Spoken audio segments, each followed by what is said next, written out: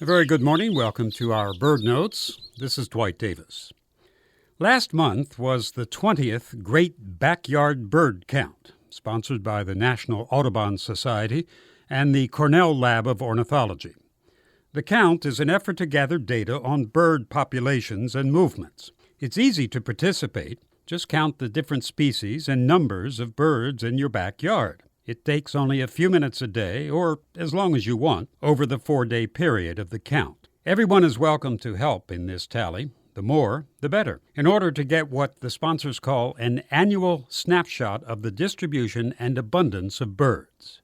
As any reader of John le Carré knows, all of these disparate bits of data go a long way toward getting a complete picture, in this case, of bird life in this country.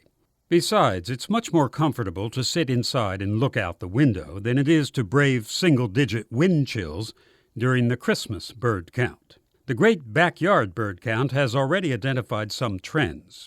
For example, in our area, recent counts have seen an increase in Baltimore orioles. They love grape jelly, by the way. My bird feeder has attracted its fair share of bird species this winter, but the main actor has been the Hollywood finch. And no, you won't find that name in your field guide. So let's clarify. The proper common name of this bird is the house finch. Of the many finches native to the U.S., the house finch originally was found only in the West, from the coast to the Great Plains. This small sparrow-like bird eats mostly seeds, along with an occasional insect, and sometimes some fruit. The males are a rosy red on the head and upper breast, as well as on the rump.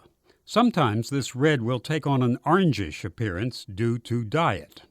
The females are quite drab, just gray-brown with a striped breast. In 1940, these birds appeared for sale in New York under the name Hollywood finches. It was simply a marketing ploy to sell the colorful males as caged birds. It was also illegal, a violation of the Migratory Bird Act. New York dealers released their captive birds, and the birds bred in the wild and eventually spread to the entire eastern half of the country. They are now firmly established and regulars at bird feeders and in gardens and yards. And right now they're singing their very pleasant, warbling spring song. So, unlike some other introduced species, the house sparrow, for example, the house finch is a welcome addition to our eastern avifauna.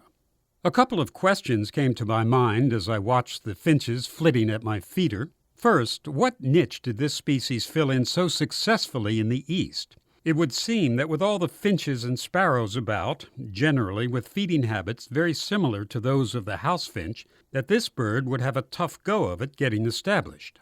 And second, might the house finch have made it east without human help, somehow overcoming the apparent environmental barrier of the treeless Great Plains? So just some thoughts on the house finch, now a common entry on the lists of birds in the Great Backyard Bird Count.